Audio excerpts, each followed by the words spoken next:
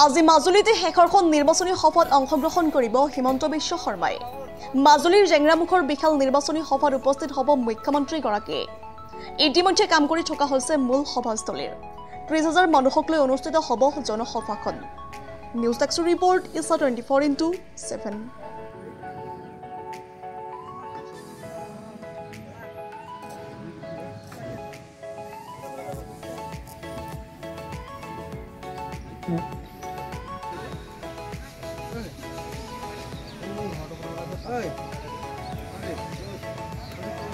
उसको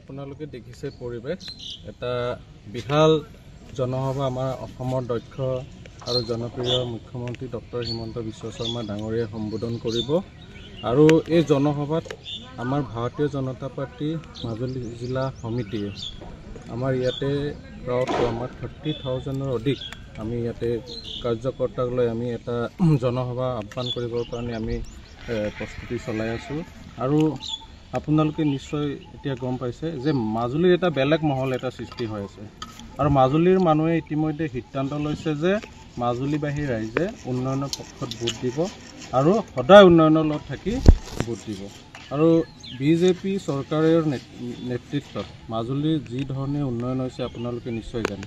দুখনকৈ দলং হৈছে, চেলেক ধুনাগুৰি দলং, মাজুলী আমাৰ যোৰহাট দলং, এনেকুৱা ধৰণৰ বহুত এক ডাঙৰ ডাঙৰ প্ৰকল্প আমাৰ মাজুলীত হৈ আছে আৰু কালচাৰেল ইউনিভাৰ্চিটিকে আদি কৰি আমাৰ জিলা ঘোষণাৰ পৰা আদি কৰি ইয়াতে ভূমিহীন মানুহক ভূমিৰ পট্টা দিয়াৰ পৰা আদি কৰি ৰাস্তা ঘাট 10,000 কৰোৰৰ ওপৰৰ ইয়াত উন্নয়নমূলক কাম চলি আছে। গতিকে ৰাইজে কাৰ পক্ষত ভোট দিব? উন্নয়নৰ পক্ষত ভোট দিব। ইয়াত আৰু হিন্দী ইংলিছ এইবিলাকৰ কোনো কথা নাই। যিটো পাৰ্টি নেকি 60 বছৰে উন্নয়নৰ নামত একো কৰিব নোৱাৰিলে এতিয়া আকৌ ৰাজনীতি কৰিবলৈ আহিছে। এতিয়া মানুহৰ ইঙত এটা চিম্পেথি ক্ৰিয়েট কৰিব বিচাৰিছে যে এই কেণ্ডিডেটজন নাম নলওঁ, কেণ্ডিডেটজনে বোলে ইংলিছ ক'ব জানে, হিন্দী ক'ব জানে। যদি হিন্দী ইংলিছ কোৱাই যদি আমাৰ ভাৰতবৰ্ষৰ উন্নয়নৰ মূল ছবি, তেনে তাৰ পৰাই মানুহে ধাৰণা কৰিব পাৰে যে এই পাৰ্টিটো জুমলাবাজীৰ বাহিৰে একো নহয়, পৰিয়ালকেন্দ্ৰিক ৰাজনীতিৰ বাহিৰে একো নহয়, স্বজন তোষণ নীতিৰ বাহিৰে একো নহয়। আজি 10 বছৰত মোদী চৰকাৰৰ নেতৃত্বত যি ভাৰত আগবাঢ়ি গৈছে আপোনালোকে নিশ্চয় গম পায়।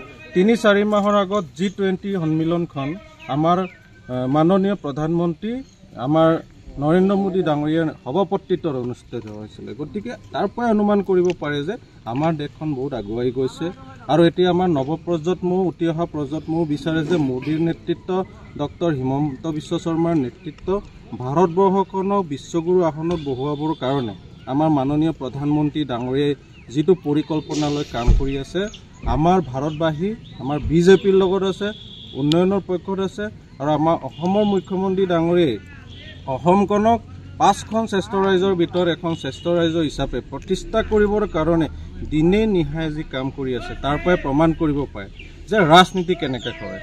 কোনোবাইতো AC ৰুমত বহি আমাৰ নেতৃত্বসকলে ৰাজনীতি নকৰে, আমেৰিকা লণ্ডনত থাকি নেতৃত্ব ৰাজনীতি নকৰে, গাঁৱৰ মাজত দুখীয়া মানুহ অৰুণোদয় দি ৰাজনীতি কৰি আছে, ৰেচন কাৰ্ড দি ৰাজনীতি কৰি আছে, আমাৰ প্ৰধানমন্ত্ৰীৰ যোনবিলাক health insurance, Ayushman Bharat card দি ৰাজনীতি কৰি আছে। আমাক হিন্দী ইংলিছ নালাগে, আমাক উন্নয়ন লাগে আৰু ভাৰতবাসীয়ে উন্নয়নৰ পক্ষত আছে, অসমবাসী উন্নয়নৰ পক্ষত আছে, মাজুলীবাসী উন্নয়নৰ পক্ষত আছে আৰু 90% মাজুলীৰ মানুহে ইতিমধ্যে সিদ্ধান্ত লৈছে যে উন্নয়নৰ পক্ষত দিব, ভাৰতীয় জনতা পাৰ্টিক ভোট দিব, মোদী ডাঙৰীয়াক ভোট দিব, হিমন্ত বিশ্ব শৰ্মা ডাঙৰীয়াক ভোট দিব। ঠিক আছে।